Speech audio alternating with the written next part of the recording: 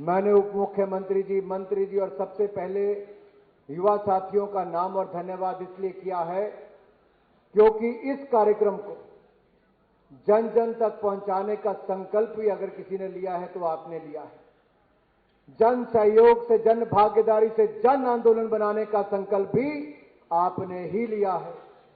और संगम की धरती से, ऐतिहासिक नगरी प्रयागराज से यहां के युवाओं ने जब भी कोई संकल्प लिया तो उसको अधूरा नहीं छोड़ा, उसको पूरा करने का काम सदा आपने किया है मेरे भाई और बहनों। और मैंने भी एयरपोर्ट से सीधा ही शहीद चंद्रशेखर आजाद जी के पार्क में जाकर उनके चरणों में नमन करके उनका आशीर्वाद लेने का काम किया। उसके बाद मैं आपके बीच में आया हूं और आपके बीच में अगर मैं कहूं, मैं इसी स्थान पर, इसी शहर में 6 अक्टूबर 2010 को भी आया था। उस समय में पहली बार युवा मोर्चा का भारतीय अध्यक्ष बना था। जम्मू कश्मीर में पथराव हो रहा था, 2000 से ज्यादा सैनिक घायल हो गए थे।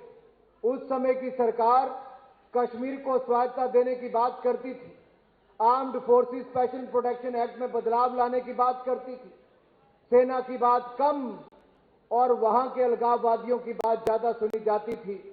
मेरे जैसे युवा ने उस समय निर्णय लिया, संसद से लेकर सड़क तक जाने का काम किया। सबसे पहला कार्यक्रम इंडिया फर्स्ट का मैंने प्रयागराज की धरती पर ही किया था और वो इंडिया फर्स्ट की भावना को जगाकर उस कार्यक्रम को देश के 20 राज्यों में लेकर गया और वहां से एक सोच पैदा हुई कि अगर सही मायने में जम्मू कश्मीर को भारत का अभिन्न अंग बनाए रखना है तो देश के युवाओं में अलग जगाना होगा। इंडिया फर्स्ट से इसको और आगे तक लेकर जाना होगा। और देश के युवाओं में जब मैंने देखा कि वो कश्मीर के लिए कितने सजग हैं, कितने जागरूक हैं, भारत के अधिकारियों के लिए किसी भी तरह का संघर्ष करने के लिए तैयार हैं, तो मैंने डॉक्टर श्यामा प्रसाद मुखर्जी की जन्मस्थली कलकत्ता से उनकी बलिदान स्थली कश्मीर तक के लिए एक यात्रा निकालने की शुरुआत की।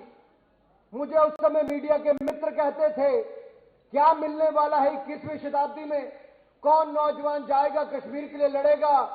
लेकिन सारे मीडिया के मित्रों की सोच को मैंने उस समय भी खारिज कर दिया था जब हिंदुस्तान के नौजवानों ने कलकत्ता से कश्मीर की उस यात्रा में हजारों नहीं लाखों की तादाद में ठंडी नदी के पानी से भी गुजरकर लाल चौक पर तिरंगा फहराने के लिए एकजुट होने का काम किया था।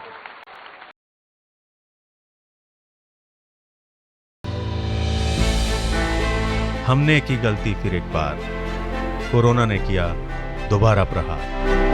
मास्क, 2 गज दूरी, करें अपनी सुरक्षा पूरी। कोरोना टीका हम सबको लगाना है, मिलकर साथ समझदारी से कोरोना को हराना है।